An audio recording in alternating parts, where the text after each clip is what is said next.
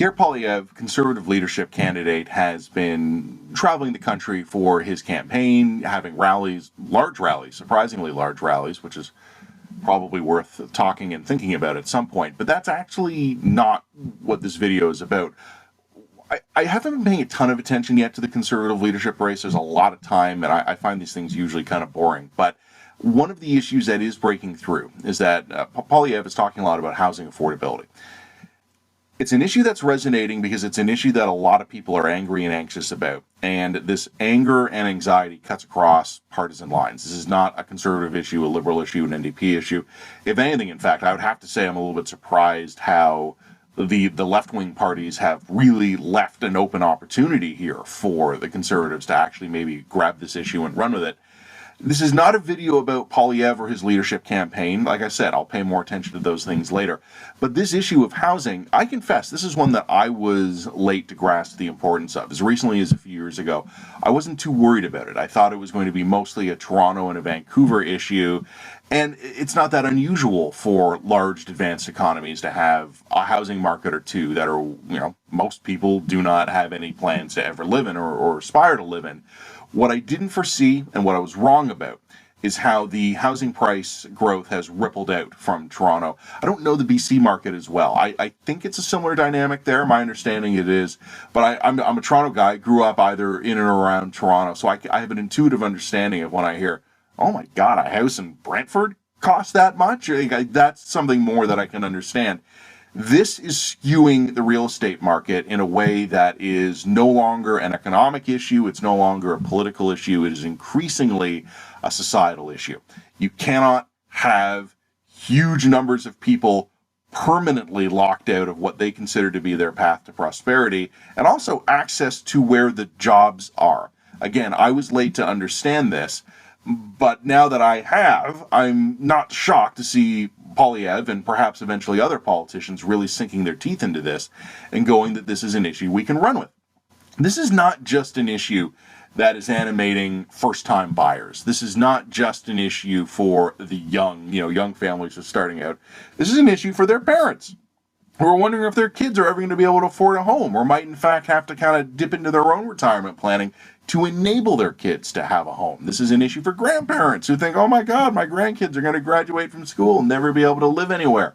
And then we also start getting into kind of more fundamental equality issues where do we actually want to create a landed gentry in this country where the only people who can afford to have a home are someone whose parents could afford to have a home, and it just becomes this cascading generational wealth thing. It's already happening, and there will always be some element of that. I'm not naive about this. But do we want to really entrench it? Do we want to take it even further? I think most people would say no. The federal government, in its recent budget, talked a lot about housing. The 2-year foreign purchasing ban was one of the things that got a lot of attention. They also committed billions of dollars to doubling the amount of housing completions this decade relative to last. How are they going to do it? They don't know. Ontario, again, this is a problem largely confined to the Greater Toronto area or Greater Vancouver. Ontario recently commissioned a report that talked about housing, and they had a bunch of really ambitious, interesting ideas come up, and then the actual proposal they came up with, and remember, there's an election coming up in just a few weeks now, was it's, a little nibble away a little bit at the margins. Meanwhile, a lot of the things we're actually trying to do to help people get into housing is actually just pumping more money into the housing market, making the fierce battles for the limited supply of housing even frothier and harder to get under control. This is not a hard problem to identify. We don't have enough houses. We have not built enough houses to keep up with population growth. We especially haven't built enough houses and the right kind of housing where the population growth has actually been. Okay, see, I snappily summarized the problem in about 10 seconds there. How are we going to fix it now?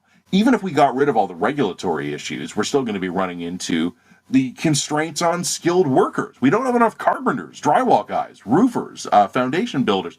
We just don't have any of these people. We've also had supply chain issues, partially related to the pandemic, of course, but just a guy I know just up the street, right when just before the pandemic, he thought, I'm going to knock down my old house. I'm going to replace it with something larger, modern, more suited to my family. He had the permits. He had the money.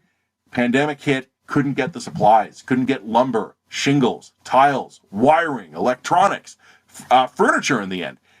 This is a major, major problem. No one has any idea what to do about this. No one's really trying that hard, because anything that brings the cost of housing down for those who don't own houses is going to affect the paper net worth of people who do. I'm worried about this one. I know why Poilievre is talking about it, because there are millions of Canadians who are angry about this. But I don't see anyone coming up with any real solutions that will address what the problems actually are. Most of the solutions we could come up with, people won't want to attempt if you're a politician, because you'll alienate the existing homeowners class. My friends, I think we could be in trouble on this one.